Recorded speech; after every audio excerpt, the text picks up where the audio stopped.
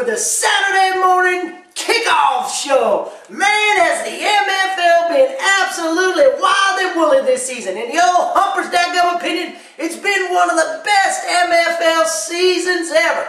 There's only 2 weeks left in the regular season before we get to the playoffs, and just about everybody's still scrapping and fighting for a playoff spot. That's the way the old Humper loves it. There's no less than 9 teams still alive for the playoffs, and with only 1 conference title locked up, that means 8 teams are slugging it out for the final 5 spots. I'll tell you what, the rejuvenated Scrappin' Gizzard next. They came up with a big win over the Shaw Taylors last week, and the Buffalo Soldiers don't look now, but here they come. They had a big win over the New Jersey Trash, and that just really mixed it all up and made it wild and woolly right there in the middle. Everybody's 6 and 5 or 5 and 6, and they're all going at it. So let's try to figure it all out. The Humper tried to figure it out himself. He said, let's look at the playoff scenario. How's it all going to work? Well, let's start with the easy part first, the Jackass Conference Champion. That's Team Bleeding Green. They locked up that championship 2 weeks ago. They've been so dominant. Not only have they locked up the Jackass Conference Championship, but they've secured themselves a first-round bye. And that's always a good thing in these playoffs. Now, Buffalo Soldiers, they're still alive, but we gotta be careful. They need to win both their remaining games, and then they need for a little help. They need something crazy to happen, and they're gonna get in the playoffs. Moving on now to the Donkey Conference. Well, the Donkey Conference, there's a little bit more action there. Philadelphia, the old fat attacking Terry Houston, can lock up the Donkey Conference Championship and the first round bye with a win over the suddenly aforementioned resurgent Gizzard Necks of Scranton, Massachusetts. Now, Dirty Sexy South, they're still alive for that Donkey Conference Championship, but they need a Philadelphia loss and a win against the Trash this weekend. Then they gotta play it out and see what happens. Speaking of the Trash, holy moly, what has happened to that once proud franchise? 2-time defending and reigning world championship of the world. Now they are still alive with a win, but a loss to the Man in Black would all but eliminate them from playoff contention unless there was an absolutely crazy, mathematically possible, but highly unlikely scenario to occur. Scrapping, like I said, now they're still alive too, but they're in that Buffalo situation. They gotta win both their games, and then they gotta hope for a little bit of help.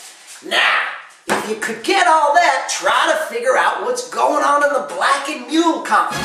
It's a big log jam, man. It's wide open, anything can happen. Now, I'll tell you what, you got the retarded angry donkeys, you got the steel addicts, and they're tied at the top.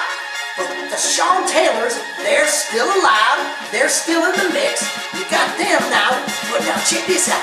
Retarded and steel addicts, they're gonna meet in the final game of the season. So if they both win their games this week, and that game on the last week of the regular season is gonna be for the Mule Conference Championship. It doesn't get any better than that. Well, if old Steel slips up against the Taylors this weekend, then the Taylors still have a shot if Retarded loses. So there's all kinds of crazy things that could happen in the Black and Mule Conference. And the Humper just loves it, and I know the fans of the MFL love it too. Now let's get to a new feature on the program. We're going to bring in a special guest. I'm going to make room on the set right here. We're going to bring in the Vice President of Football Operations for the MFL, Mrs. Leah McCann. Come on in and join us, Leah. Thank you very much for joining us on the Tuesday quarterback. You're welcome. It's nice to be here.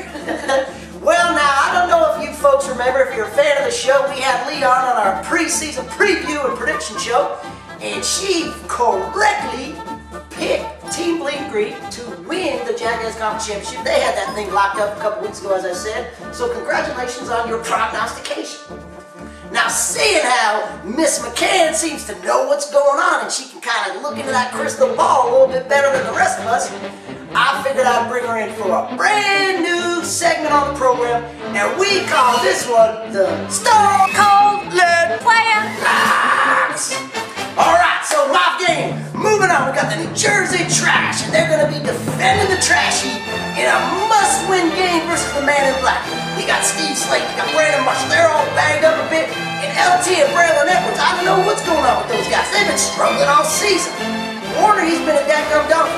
Well, you know what? The trash, the defending champions, and they're backed up in a corner. They're like a cougar. They're backed up there. They're going to come out and they're going to strike. Trash, they're going to circle the wagons. They're going to keep themselves alive. 89, 86. All right, well, I've got the Steel Addicts visiting the Sean Taylors in a classic black and mule slugfest. The Addicts are happy to have Tony Romo back, but Calvin Johnson, he's a little bit banged up. They've got Frank Gore, he's been great, along with Chris Johnson, but the Taylors, they counter with Drew Brees, Michael Turner, Roddy White, and a newly acquired MJD, the Pinball Wizard. That's a little bit too much firepower. I'd say the Taylors stay alive for the prize, 110.88. Wow, that's a great pick, Leah, and I thank you for joining us today. Now, we've got another special guest coming up on the program. We're going to bring in live via satellite telephone through the wonders of technology, the head coach of the Retarded Angry Donkeys, Mr. Richard Young.